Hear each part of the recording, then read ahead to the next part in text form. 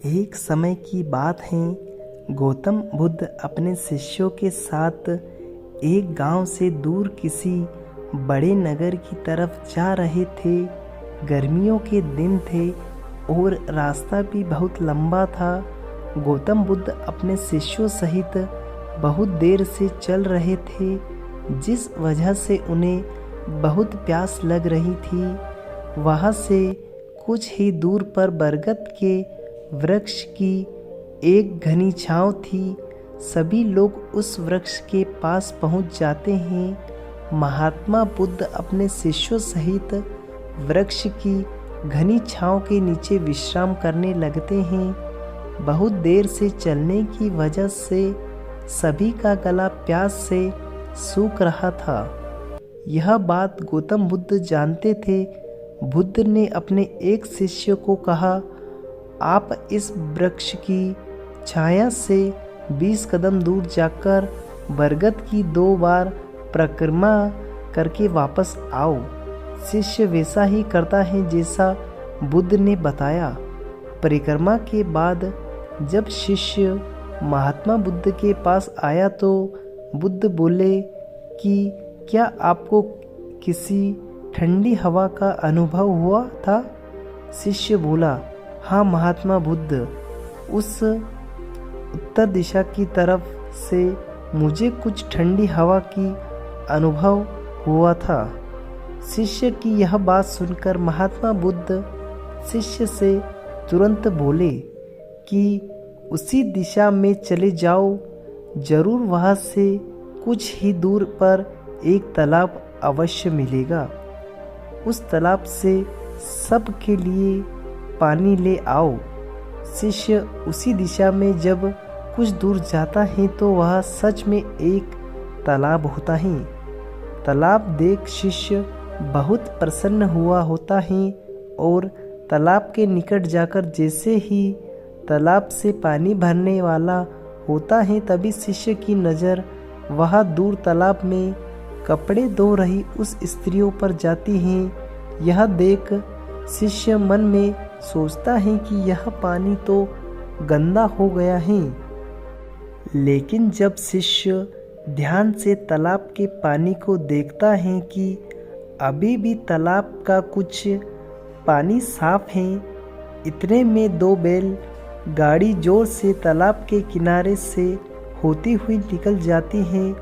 बैलगाड़ी के पहिए तालाब की मिट्टी के ऊपर इतनी जोर से निकलते हैं कि तालाब के नीचे बैठी हुई सारी मिट्टी तालाब के ऊपर आ जाती हैं। इस वजह से तालाब का बचा हुआ पानी गंदा हो जाता है।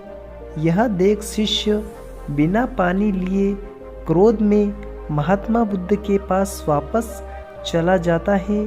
शिष्य बड़े ही निराशा भाव से महात्मा बुद्ध को सब बताता है। शिष्य की बातें सुन सभी शिष्य बोलते हैं कि हमें तुरंत यहाँ से निकलना चाहिए, किसी दूसरी जगह पानी की खोज करनी चाहिए, वरना प्यास से के मारे जान निकल जाएगी। इधर महात्मा बुद्ध सभी को शांत होने के लिए कहते हैं और बोलते हैं कि धीरज रखो, कुछ देर यही बैठो, उचित समय आने का संयम बनाए रखो। सभी महात्मा बुद्ध की बातें सुनकर शांत हो जाते हैं और वहीं बैठ जाते हैं। कुछ समय बीत जाने के बाद महात्मा बुद्ध फिर से अपने शिष्य को उसी तालाब के पानी को लाने के लिए कहते हैं। शिष्य बिना कोई सवाल किए उसी तालाब से पानी लेने के लिए फिर से चला जाता है। तालाब की हालत देख शिष्य को यकीन नहीं होता कि तालाब पानी पूरी तरह से साफ हो गया है। यह देख शिष्य बहुत खुश हो जाता है और पानी भरकर महात्मा बुद्ध के पास जाता है। सभी पानी पीकर अपनी प्यास बुझाते हैं, लेकिन अभी भी सबके मन में ये एक सवाल था कि आखिर यह चमत्कार कैसे हुआ। तालाब का सब पानी तो गंदा था उन्हें लगा कि जरूर ये बुद्ध की शक्ति हैं। इनमें एक शिष्य ने यह सवाल महात्मा बुद्ध से पूछ ही लिया कि यह चमत्कार आपने कैसे किया। शिष्य का जवाब देते हुए महात्मा बुद्ध बोले, यह कोई चमत्कार नहीं, यह आपके सब्र का फल है। यह फल है आपके सब्र बनाए रखते हुए उचित समय के इंतजार का। इतनी देर हम सब लोग ने सब्र किया, उतनी देर तक तालाब के पानी के ऊपर तैर रहे सभी गंदे तत्व और मिट्टी तालाब के पानी के नीचे बैठ रहे थे। फिर कुछ देर बाद शिष्य जब वह तालाब के पास पहुंचा तब तक सब दूषित कण नीचे बैठ चुके थे, जिस वजह से तालाब का पानी पहले की तरह साफ हो चुका था तथा तालाब साफ दिखाई दे रहा था।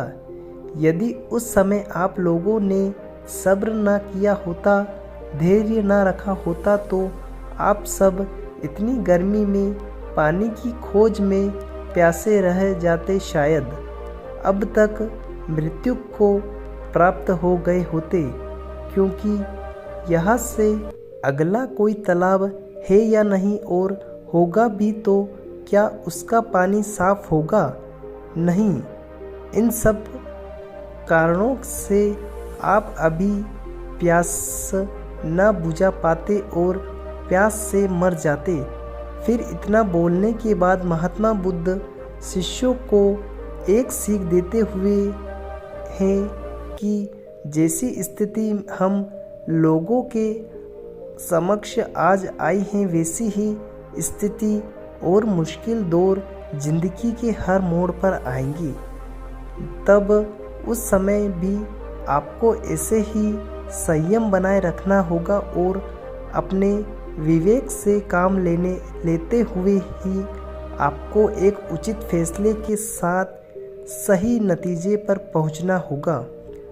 हर मुश्किल दौर में सब्र रखते हुए ऐसे ही शांत मन से ही कोई फैसला लेना चाहिए जिसका आपके और दूसरों के लिए अच्छा हो, क्योंकि ऐसी स्थितियों में लोग अक्सर गुस्से में आकर अपना सब्र खो देते हैं और गुस्से तथा जल्दबाजी में गलत काम कर और फैसला कर बैठते हैं, जिसका बुरा परिणाम आपको भविष्य में देखने को मिलता है। इसमें खुद का नुकसान अधिक होता है। कुछ परिस्थितियों में जीवन में ऐसी आती हैं जहां हमें सब्र बनाए रखते हुए उचित समय का इंतज़ार करना होता है, लेकिन लोग अक्सर यही आप अपना सब्र खो देते हैं और उचित समय आने का इंतज़ार नहीं करते, जिस वजह से उनको आगे चल रहे दुख का और मुश्किलों का सामना करना पड़ता है। दोस्तों, हमें इस कहानी से यह सीख मिलती है कि हमें किसी काम के लिए सही समय का इंतज़ार करना चाहिए। गौतम बुद्ध की ये स्टोरी आपको पसंद आई हो तो वीडियो को लाइक और हमारे चैनल को ज़रूर सब्सक्राइब करें।